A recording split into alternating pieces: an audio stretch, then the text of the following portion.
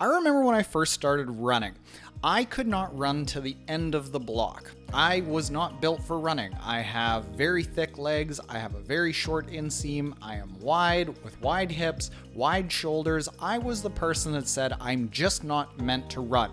But fast forward several years and I was able to do a 1:28 half marathon, a sub 20-minute 5K, in a triathlon. I was able to get down to around a 40-minute 10K. I did a 3-hour and 24-minute marathon in an Ironman after already swimming 2.4 miles and biking 112 miles.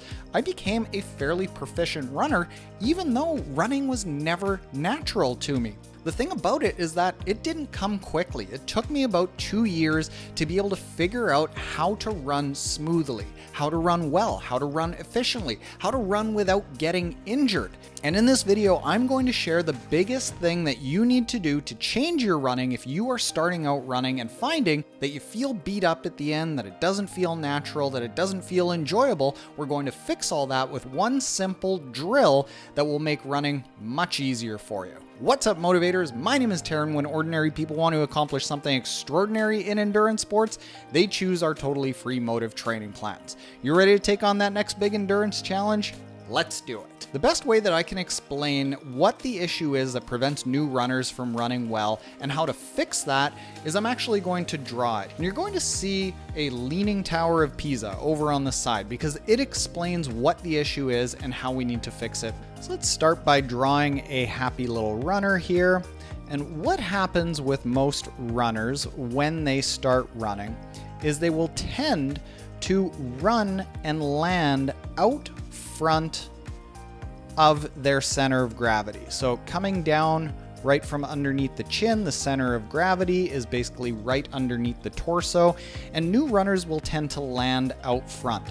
What this does is it puts on the brakes. It actually drives the entire force of the road into your musculoskeletal system. So your ankles, your shins, your knees, your lower back has to absorb that big impact. And it slows us down because we're putting on the brakes out front of our body. Now, this is not your fault. This is very common for new runners because we put on running shoes that have a big built-up heel, and that big built-up heel, it cushions a lot of the blow, so it feels very smooth to run over.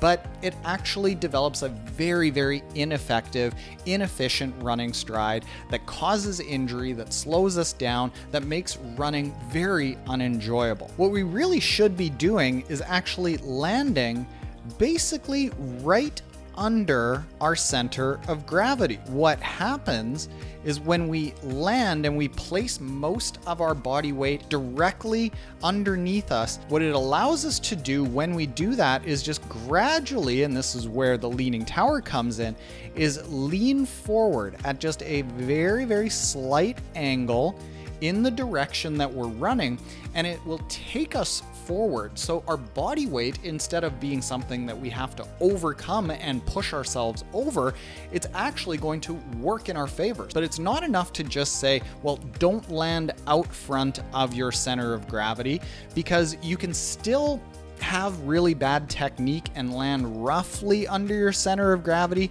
by cheating it in a way that is still very inefficient. And this is also very common to beginner runners.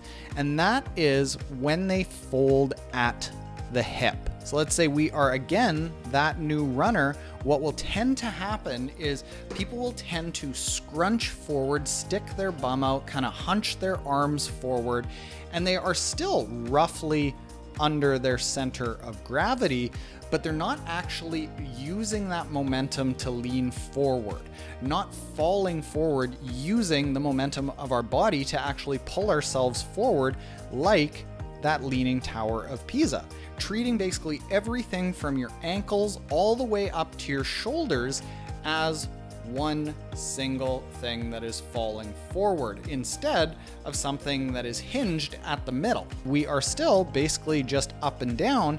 We're only landing in a better spot. You can do this really simply. The next time you go out to run, all you need to do is start jumping up and down in place. Your feet are naturally going to land immediately under your center of gravity. They're not going to land out in front of you. They're not going to land in behind you. Then, as you lean forward from the ankles, feeling like everything from the ankles all the way up to the shoulder is one solid piece, you are going to take those first 6 to 8 steps feeling exactly like what really elite runners feel. It's going to feel like the weight of your body is taking care of most of the work.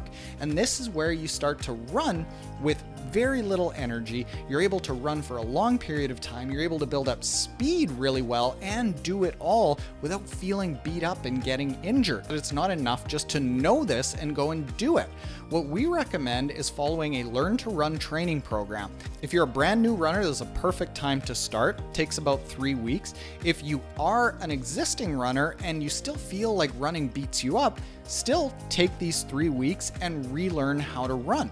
And what you do in this Learn to Run training program is you run 3 times a week, and every 3 minutes of every single run that you go on, you stop in place, stand, and perform this drill, and you restart running by leaning forward from the ankles, performing the butt kicks, jumping up in place, and then gradually what's going to happen is you will be able to hold that feeling of where you're landing and leaning forward, feeling like your chest is being pulled towards that leaning tower of Pisa for 6 steps, then 8, then 10, then 12, then maybe eventually at the end of the 3 weeks, you'll be able to hold that for the full 3-minute chunk. With most people, this does take about 3 weeks to reprogram all of those traditional motor patterns that you've had, but at the end of 3 weeks, you're going to be running really well. If you want to download that full Learn to Run training program that uses that tip and uses some interval running and hill running tips to activate a lot of new running muscle groups, check out the Learn to Run training program that we have linked in the description below.